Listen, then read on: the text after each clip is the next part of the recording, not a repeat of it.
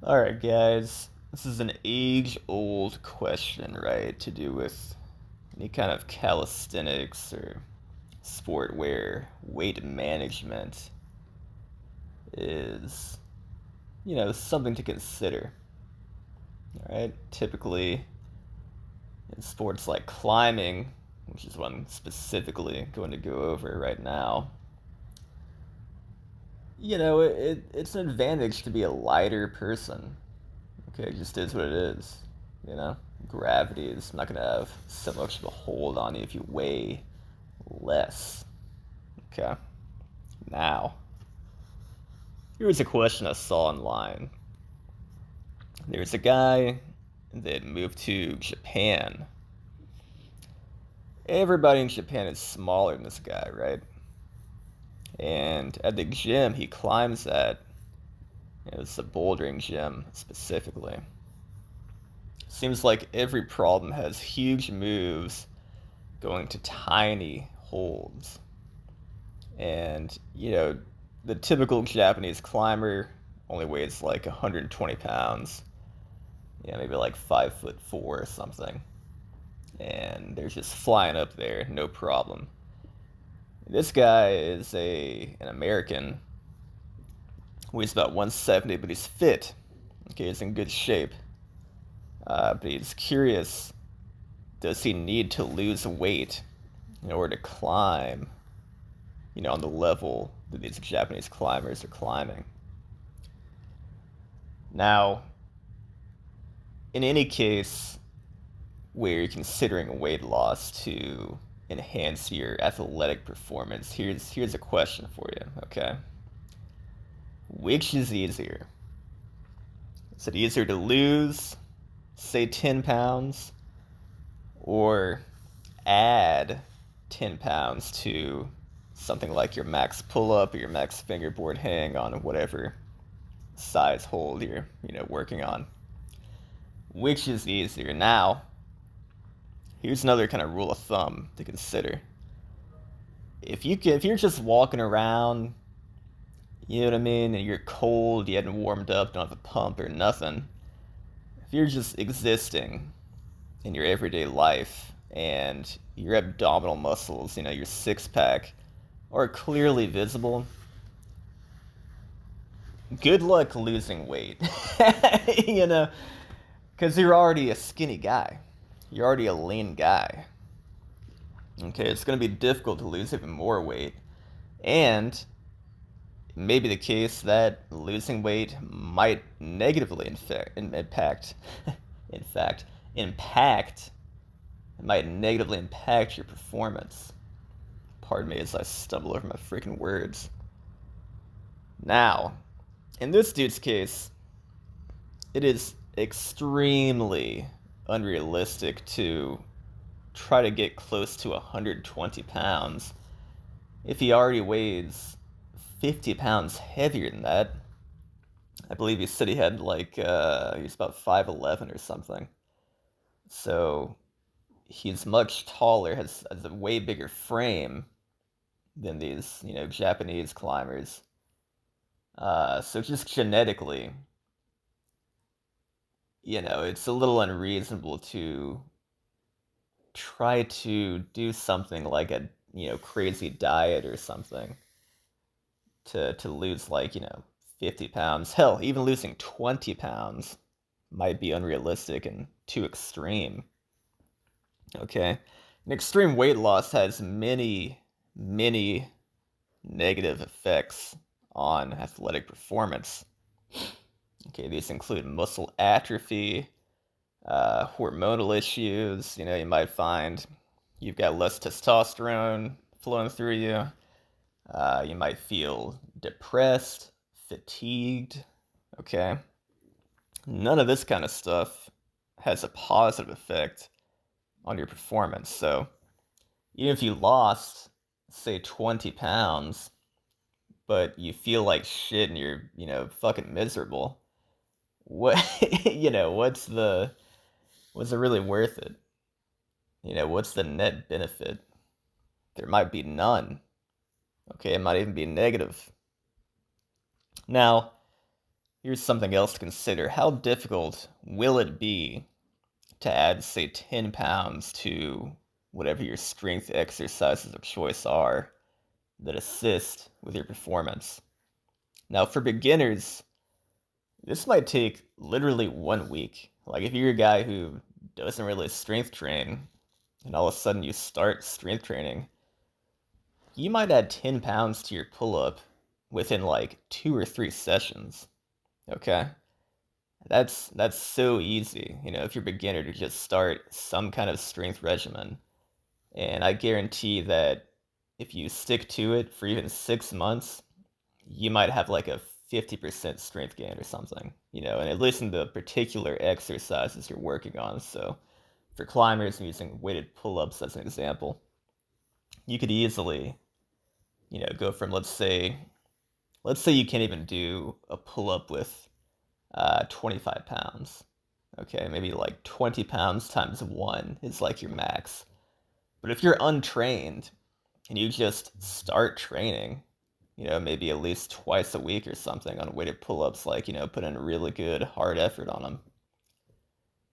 Dude, you're gonna be freaking pulling up with 50 pounds probably within a month. Like, easily. Unless you got some kind of, condition which would get in the way of your gains. I don't know. I think a typical person, untrained person, could make that kind of leap in strength pretty easily. So at that point, it's like, okay, yeah, obviously making strength gains is easier than, potentially gaining weight if you're already skinny. Or, sorry, losing weight if you're already skinny. Um, and even for intermediate athletes, like, it might take a month or so to add 10 pounds to, your weighted pull-ups or something. But even that is not so bad. You know what I mean? Like, even if it takes, like, let's say 10 sessions of strength training to gain 10 pounds, it's like that's pretty easy compared to having to lose 10 pounds again if you're already fairly skinny. Now, if you've got some excess fat on you, like, clearly, you know what I mean, like you got a little beer belly or something, yeah, sure, lose some weight, maybe stop drinking for a bit, whatever. Whatever you got to do, drink a lot of water, do a little cardio here and there. That's not that difficult to lose some weight, especially if you're like a healthy young man. But again, strength training, if you're intermediate or beginner, is going to be pretty fucking beneficial. And the gains should be rather quick. Now, if you're an advanced athlete, okay, and you might have to do like an entire fucking, mesocycle or something to make any significant strength gains, then maybe you should look into losing a little weight. But, here's the problem.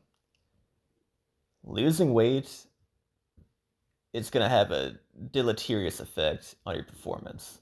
Okay, if you're in a freaking calorie deficit, you might not notice it immediately, but within a few weeks, you're going to notice that, hey, I'm not, my workouts are getting shittier.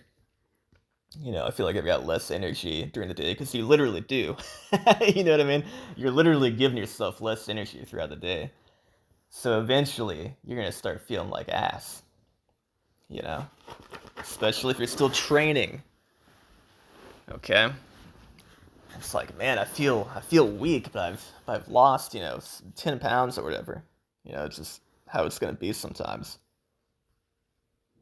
So the best way to lose weight, in my opinion, without experiencing these negative impacts on performance, such as, lower energy levels, for example, is intermittent fasting. Okay? If you don't know what this is, essentially, you're going to have a window for eating and a window for fasting. So the typical split you'll see is 16 hours of fasting. Most of that will be done in your sleep, which is really easy. And then for an 8-hour window, you'll be getting your meals in. Okay? Now, in my experience, even doing that for 1 week, followed by a fast prior to attempting like a hard boulder project, that alone will have me lose about 5 pounds of bloat. Okay, so like water weight and like inflammation and shit. That'll just melt off of me. And I'm a light guy. I only weigh like 160 pounds, somewhere around there. So if you're a dude who weighs like, I don't know, 170 like this dude, you might be able to lose, 7 pounds or something in a week. And that's just pretty much just water weight, guys. Pretty much just bloat weight. Okay, just by fasting. And here's the thing about fasting, guys. Fasting has many beneficial, effects on your hormones in particular. For instance, human growth hormone will increase. Okay, things like serotonin can even increase. Okay, elevating your mood. Okay, stuff like this. You could even have more like epinephrine and stuff in your body, like adrenaline and stuff in your body. Okay, which actually will benefit your workouts because those are natural stimulants. Okay? So, fasting, in my opinion, is the best way to lose weight quickly and in a way that won't necessarily negatively impact your performance. In most cases, it will positively impact your athletic performance. You'll be feeling like a freaking, you know what I mean? Be feeling like a freaking hunter, guys. Be feeling like a fucking caveman. You know what I mean? Your body's gonna be like, man, whoa. We haven't eaten in a while. I guess we gotta go hunt some fucking saber-toothed tigers, some shit. And it'll start pumping you full of chemicals, full of hormones and stuff to get you ready for that freaking hunt. Because we've evolved, guys, to be hunter and gatherers, okay? We still have the brain, that ancient freaking brain inside of us. Despite our ever-changing world full of technology and all these comforts, our brain is still this ancient thing. Okay, so it recognizes that fasting essentially means that, hey, you gotta go out into the wild and get some freaking food. Okay, so it'll actually enhance you. Okay, I've had some interesting things happen while I'm fasted. One of which is like a clear mind and almost like clear eyes too. I feel like my eyesight has even slightly improved when I've been in like a fasting state. Okay, and again, these are all things that we just evolved to freaking do. Our brains just do this for us. It's like, hey, you gotta hunt, so obviously you gotta have a clear head, clear vision. You gotta get strong, so we're gonna pump you with human growth hormone, all this shit. You know what I mean? You're gonna be ready to freaking perform, to freaking hunt that tiger. Or climb a freaking boulder if you're a modern athlete, okay? Now, here's a little warning about fasting. Do not fast while you're in the midst of a training cycle for endurance in particular. Okay, your endurance is not going to be good. I've had a couple of boulder projects recently that require a lot of endurance, so I have not fasted prior to trying those because I need my freaking energy reserves to be full, okay? So I have a freaking, bowl of Cheerios or whatever, a banana, this and that, maybe some nuts in the morning before I go out and try to climb like a 30 move problem.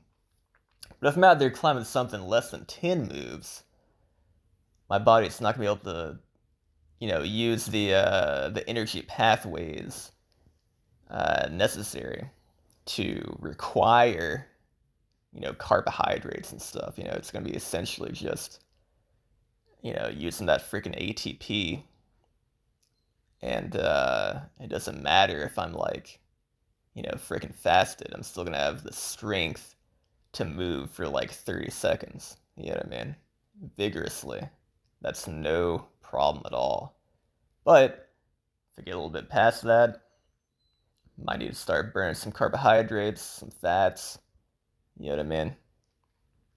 So, again, for endurance, probably not the best idea to be fasted.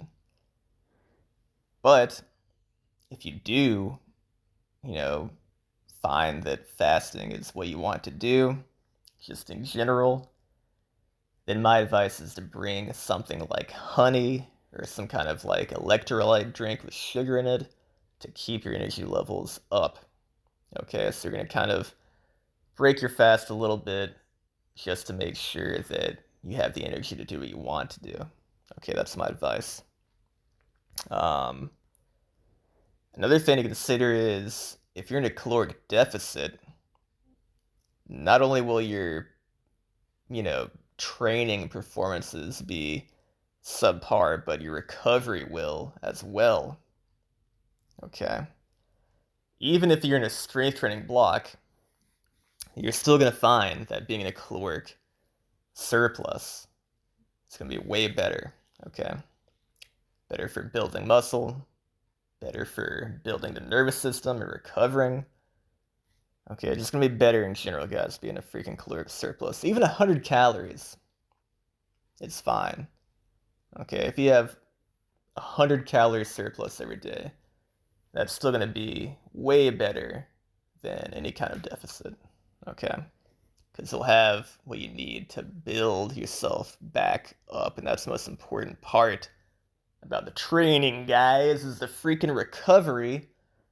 Okay, and the freaking super compensation. Okay, your body is going to have to build more of a cleaner neural pathway or build more muscle or whatever it needs to do to get stronger and adapt to whatever you're trying to do to it. Okay, it needs that energy. If it doesn't have it, adaptations will still occur, but much, much more slowly and much more uncomfortably, for sure. Your mood's gonna be shitty. You're gonna have more inflammation. You're gonna feel like ass. Okay, that's pretty much what I gotta say about that. And again, guys, if you want to lose any weight, you know, in preparation for some kind of athletic performance or feat of strength or whatever, you can always, you know, lose a little weight right before. Okay, just do something for a week.